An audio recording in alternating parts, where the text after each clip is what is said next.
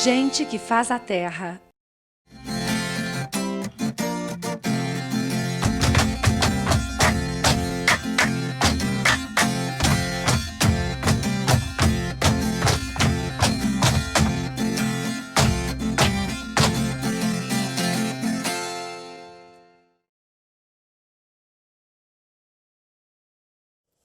Poeta, punk, ator, idealizador do psicopoético.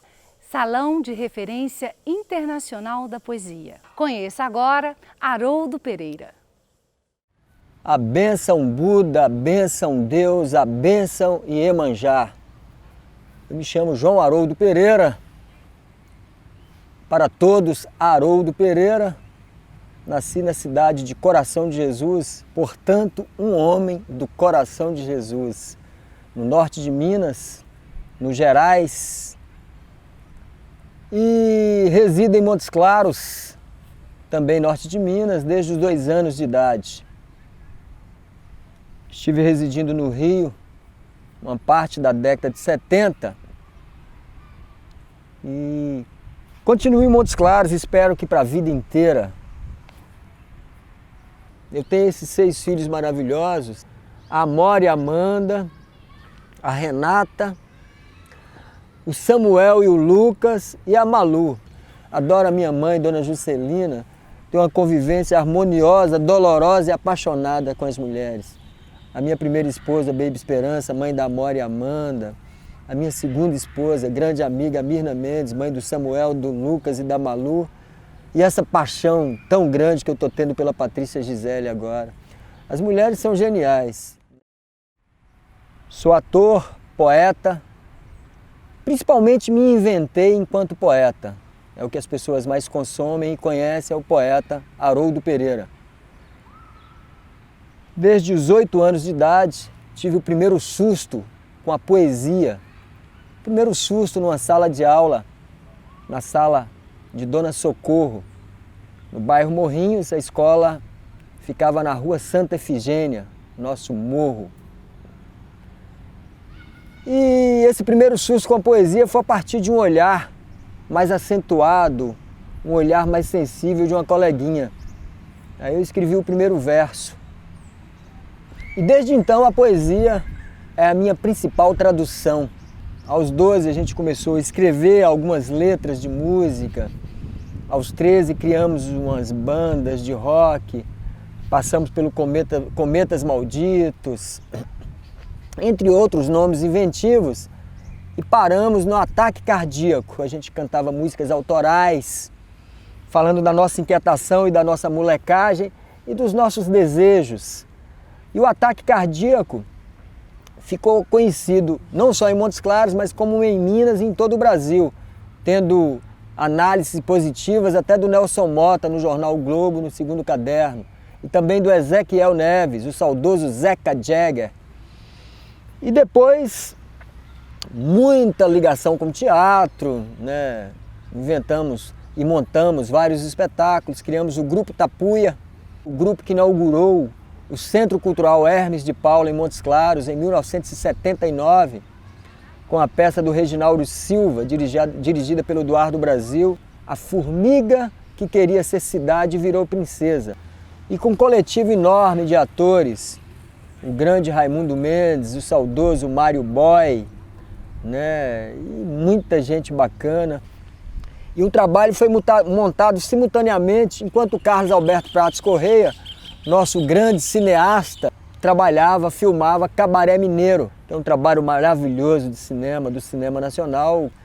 Eram 2 vertentes da arte de Montes Claros, traduzindo a alma do norte mineiro do Montes Clarense. O Carlos Alberto com seu filme e nós com a peça.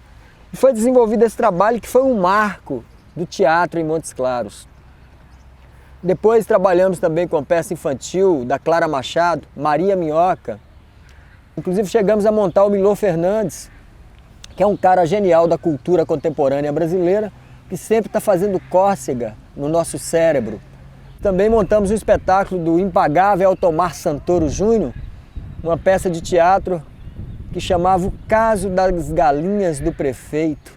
E no início, final da década de 70, início de 80, a gente estava criando um grupo de literatura e teatro Transa Poética. E desenvolvemos vários espetáculos. O primeiro espetáculo foi exatamente o que dá nome ao grupo, Transa Poética. Um espetáculo onde a gente juntava os elementos de dança, de teatro, de música e muita poesia. E era extremamente contemporâneo, foi muito legal apresentar esse espetáculo, as pessoas adoraram.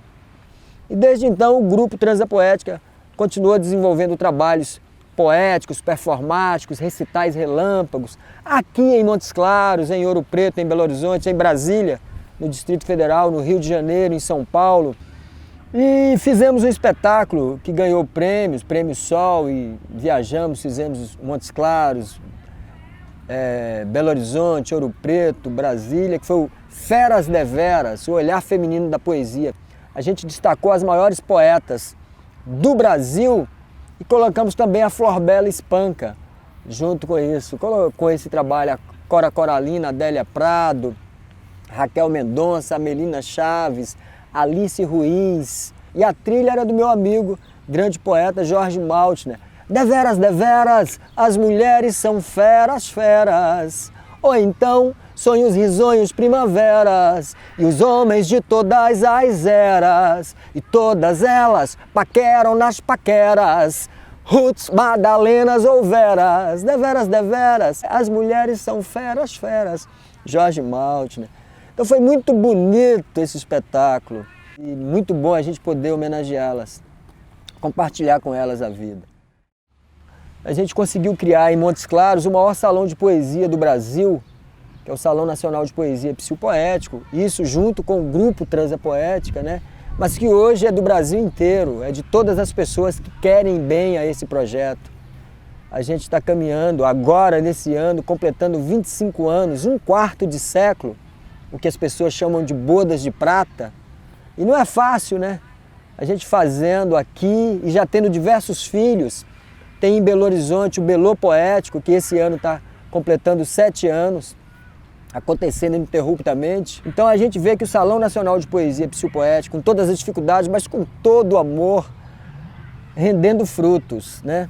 E isso é muito legal, essa celebração de 25 anos de um projeto que tem a poesia, que é um bem imaterial, como principal referência, que é um trabalho que dialoga com o país inteiro e com outros países, nos possibilitou também receber a medalha da Inconfidência Mineira, em 2006, e foi um grande reconhecimento.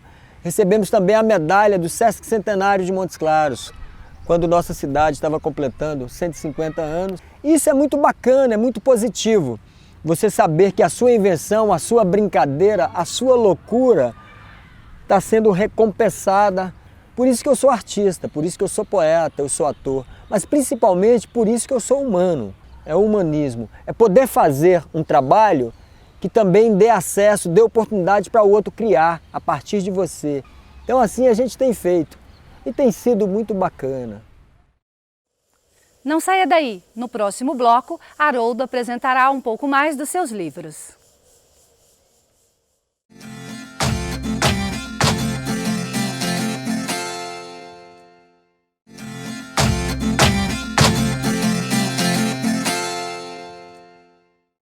Saiba um pouco mais da literatura de Haroldo Pereira, que já foi usada até em vestibulares. Publiquei o primeiro livro, Canto de Encantar Serpente, no início dos anos 80. Foi muito legal fazer aquele livro e, como sempre, a gente trabalha com as outras linguagens e a gente lançou com um grande recital na Praça Dr. Chaves, a nossa Praça da Matriz. Aquela efervescência de gente compartilhando, vários amigos lendo os poemas do livro.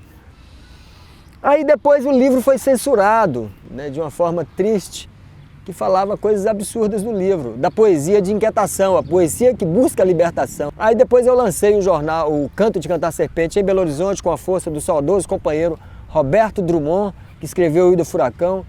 E lá ele deu maior força na época, eu lancei o livro, deu página inteira no Jornal de Minas, com entrevista, com fotos, com análise de Odair José, que era um crítico da época, falando de forma muito positiva do Canto de Cantar Serpente. E eu voltei para Montes Claros com Teodomiro elogiando, falando bem do livro. Então foi uma reviravolta muito positiva. Depois lancei o segundo livro, que foi o Azul Geral, que é um diálogo que eu tento manter com o grande Torquato Neto, que é um dos criadores da Tropicália. Depois vem um de haikais, que é o Haikai Quem Quer. Aí eu quis esse diálogo com a poesia japonesa, com o Basho, que criou essa poesia com mais de 300 anos atrás, esse estilo sucinto, de uma linguagem rápida e direta. Não se mate, nem me morra, nos socorra. E depois eu fiz o Amor Inventado. Eu acho que é uma das coisas que a gente inventa para nos alimentar a vida inteira é o amor, para nos alimentar, para nos permitir viver, para nos dar encantamento.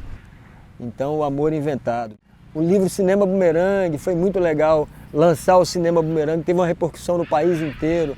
Jornal do Brasil falando de forma positiva, o Jornal Estado de São Paulo, toda a imprensa mineira, Folha do Paraná, Correio Brasiliense.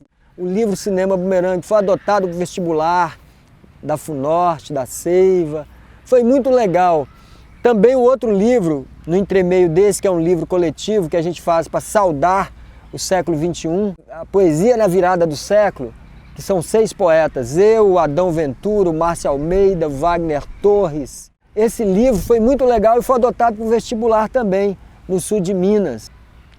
E mais recentemente, em 2007, eu lancei o livro Parangolivro, que é um livro de invenção, inclusive o título é um título que eu inventei, que é o próprio livro, que é esse suporte maravilhoso que não vai acabar nunca, independente da internet, das outras invenções, olhando aquelas páginas, sentindo aquela mensagem, compartilhando com aquela inquietação de quem escreveu, é espetacular. Então é Livro e Parangolé, que é outra invenção dançante, criada pelo grande Hélio Oiticica. O Hélio Oiticica criou os parangolés dialogando com os passistas na Mangueira, no Rio de Janeiro. E o livro pipocou, conseguiu esgotar uma edição de 5.000 exemplares, o que é raro. Poesia, dentro da coleção Guizos, da editora 7 Letras do Rio de Janeiro, com distribuição no Brasil e em Portugal, entrou numa antologia maravilhosa chamada Portuguesia, juntando poetas de 5 países da língua portuguesa, eu sou um deles incluído. E para nossa felicidade, também estivemos fazendo palestras sobre o Parangolivro em Fortaleza, no Ceará, sabe, de uma forma muito bacana, muito bem recebido, muito legal lá. E o livro foi adotado para o vestibular. Teve uma coroação do livro pela Unimontes, vestibular 2010-2011. E já saiu a 2ª edição. Então é muito legal. Esse é um filho muito bacana, o Parangolivro. E estamos com outros livros para saírem aí. Os 50 Poemas e Outras Verbes, também Cine Poesia, que é um livro inédito dentro de 50 Poemas e Outras Verbes, que é uma visita a todos os outros livros, é uma antologia. E estou escrevendo inquietantemente, sempre produzindo, anotando um verso, fazendo uma coisa e outra. No próximo bloco, um pouco mais da vida de Haroldo Pereira.